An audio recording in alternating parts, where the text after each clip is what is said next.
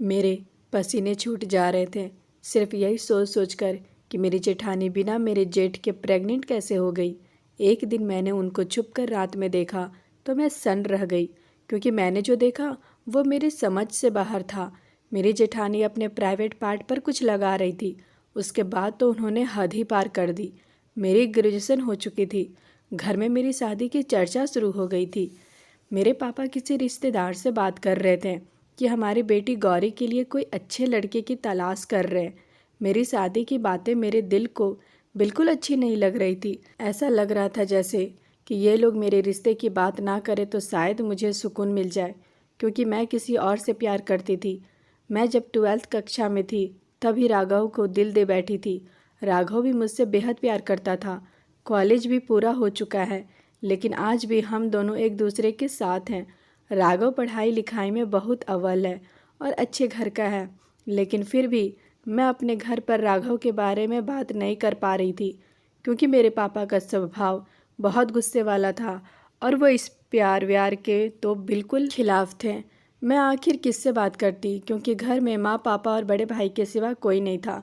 मेरे बड़े भाई के भी एक गर्लफ्रेंड थी, लेकिन उसे ये मंजूर नहीं था कि उनके घर की लड़कियां लव मैरिज करे।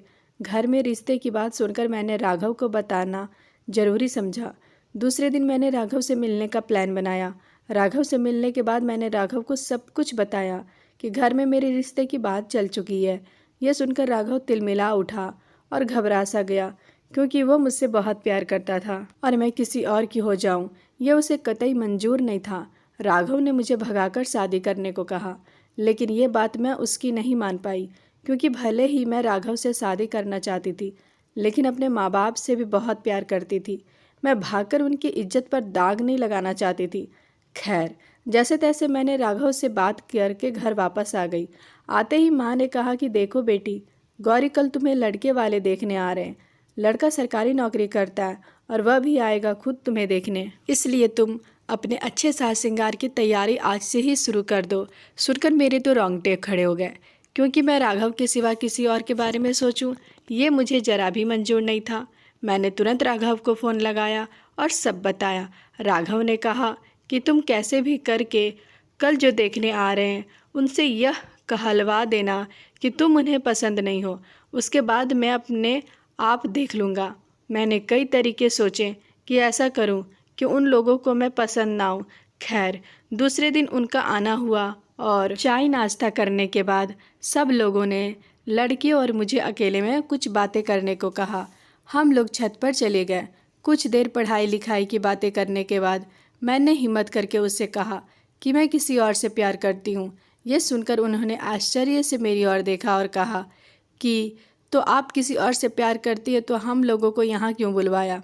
क्या आपने अपने घर वालों को इसके बारे में बताया नहीं? मैंने कहा मेरे पापा को ये सब मंजूर नहीं है, इसलिए मैं उन्हें कुछ भी ना बता सकी, लेकिन अगर आप मना कर दें तो शायद मेरी बहुत हेल्प हो जाएगी। वह लड़का अच्छे विचार वाला था, इसलिए मेरी बात को समझ गया।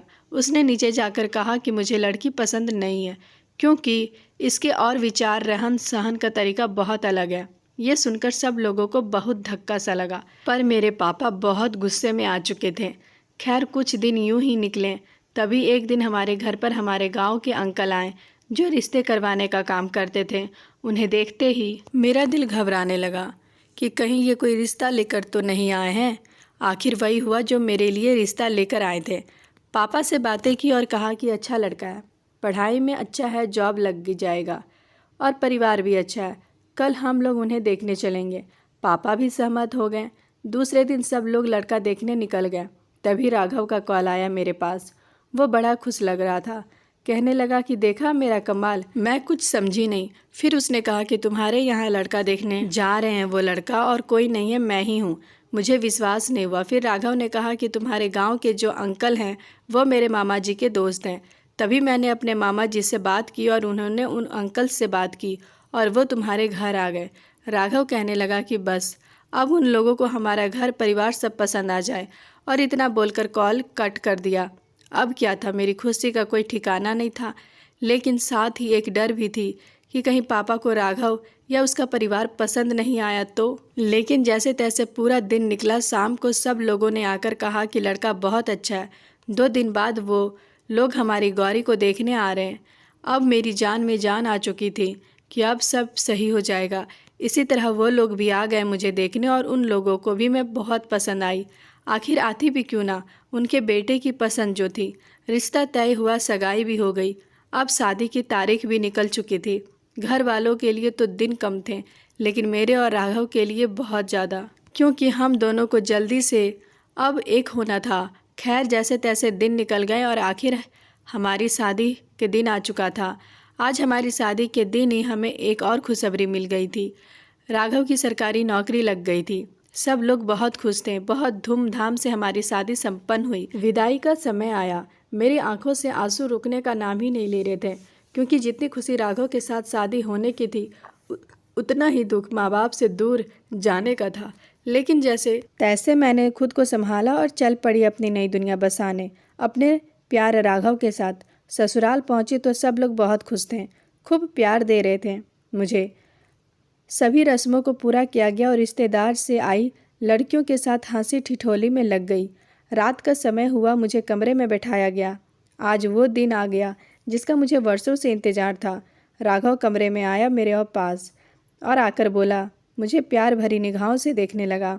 कुछ देर हम लोगों ने अपने पुराने दिन याद किए और फिर प्यार की बातें करते करते अपनी इस हसीन रात को एंजॉय करने लगे। सुबह उठकर मैं नहा धोकर सबके लिए चाय बनाई और सबको दी।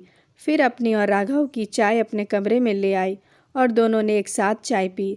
फिर राघव अपनी जॉब पर चला गया और हम घर के कामों में लग गए। ऐसे ही दिन निकलने गए। मेरे ससुराल में मेरे सास ससुर, मेरी जेठानी और राघव और मैं ही थे। मेरे जेठ जी दुबई में रहते थे। 1 साल पहले वह दुबई चले गए थे। सब लोग मुझसे बहुत प्यार करते थे, एक बेटी की तरह ही मेरे साथ रहते थे। मेरी जेठानी भी मुझे अपनी बहन मानती थी। मैं अपने ससुराल में हंसी खुशी रह रही थी। कुछ दिन बाद मुझे बहुत अजीब सा लगने लगा था अपनी जेठानी के बारे में। वो अपने कमरे में जाते ही हंसने ठिठोली करने की आवाज़ें करने लगती और कुछ ऐसी चीज़ें अपने कमरे में रखती जो पति पत्नी के संबंध बनाते समय काम में ली जाती है। मुझे बहुत अजीब सा लगता, लेकिन फिर मैं सोचती कि जेठ जी के साथ बात करती होगी। और रही बात प्राइवेट चीज़ों की, तो वो तो पहले से की होगी जो अभी तक रखी हुई है। खैर, मेरा वहम मैंने वैसे ख़त्म कर दिया।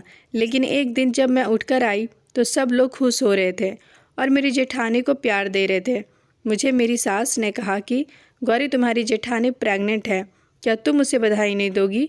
तो मेरे सब कुछ समझ से बाहर आ चुका था कि जेठ जी को दुबई में है, फिर जेठानी जी प्रेग्नेंट कैसे हो गई। लेकिन मेरे अलावा किसी के भी दिमाग में ये बात नहीं आ रही थी।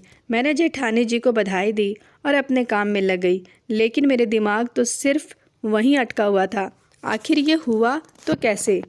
खैर, दिन निकलते गए। सब लोग मेरी जेठानी की देखभाल कर रहे थे।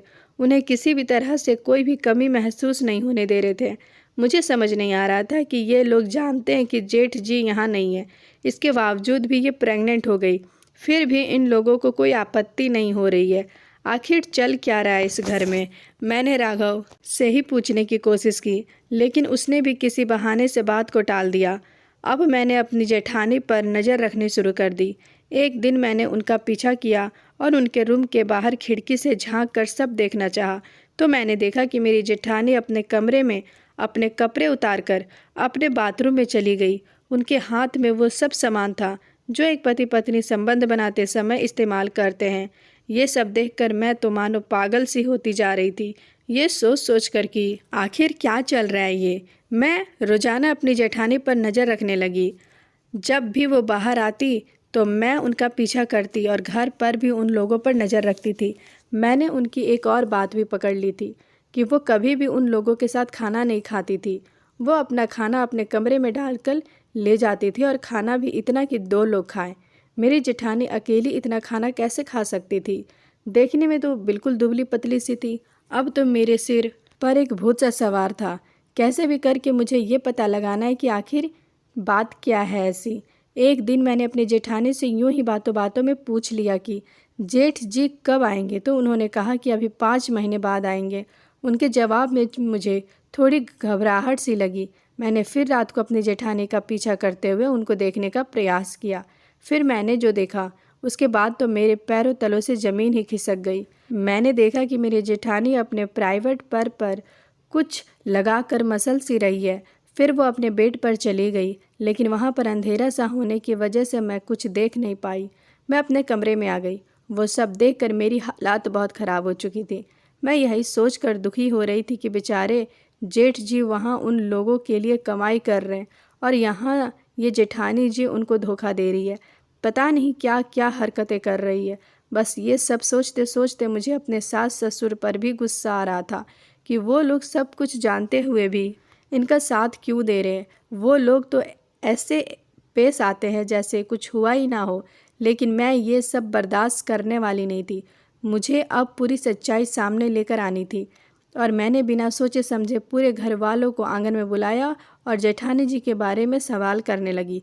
सब लोगों ने मुझे शांत होने को कहा, लेकिन मैं अपने गुस्से पर काबू नहीं कर पाई। तभी राघव आ जाता है और सब लोगों को चुप करवा कर मुझसे कहता है कि तुम्हें सच जानना है ना तो सुनो।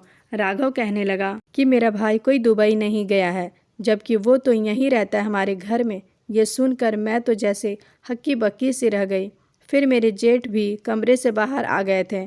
मेरी सास मुझसे कहने लगी कि कुछ महीने पहले मेरे बड़े बेटे की कुछ दोस्तों के साथ लड़ाई हो गई थी, जिसमें किसी और ने सामने वाले का खून कर दिया, लेकिन ना मेरे बेटे का आ गया था उसमें। इसलिए ये घर में छुप कर रहता है जब तक कि असली कातिल पकड़ा ना जाए। इसलिए सब लोगों को हमने ऐसा बोल दिया कि ये दुबई चला गया है और अब तुम्हारी जेठानी इसी के बच्चे की माँ बनने वाली है। ये खाना अपने पति के साथ खाती थी अपने कमरे में। फिर मेरे सास कहने लगी कि हमने तुम्हें ये सब इसलिए नहीं बताया कि तुम अभी अभी शादी करके आई हो। अभी तक तुमने अच्छी तरह से ससुराल को समझा भी नहीं है, इसलिए सब बता देंगे तो तुम घबरा जाओगी। ये सब बातें सुनने के बाद अब मेरे पास बोलने को कुछ भी नहीं था। मैंने पछतावा कर रही थी कि मैंने बिना जाने बिना सोचे समझे अपनी बहन जैसी जेठानी पर इतना गंदा शक किया। अब मेरे पास अफसोस करने के अलावा कुछ भी नहीं बचा था। तो दोस्तों, कभी भी हमें बिना सोचे समझे कोई निर्णय नहीं लेना चाहिए। आपको यह कहानी कैसी लगी हमें कमेंट करके ज़रूर बताइएगा। वीडियो अच्छी लगी हो तो एक लाइक कर दीजिएगा और मेरे चैनल पर अगर आप नए हो तो हमारे चैनल को सब्सक्राइब कर लीजिएगा। थैंक यू दोस्तों, कल मिलते हैं एक नई कहानी के साथ। तब तक अपना ख्याल रखिएगा।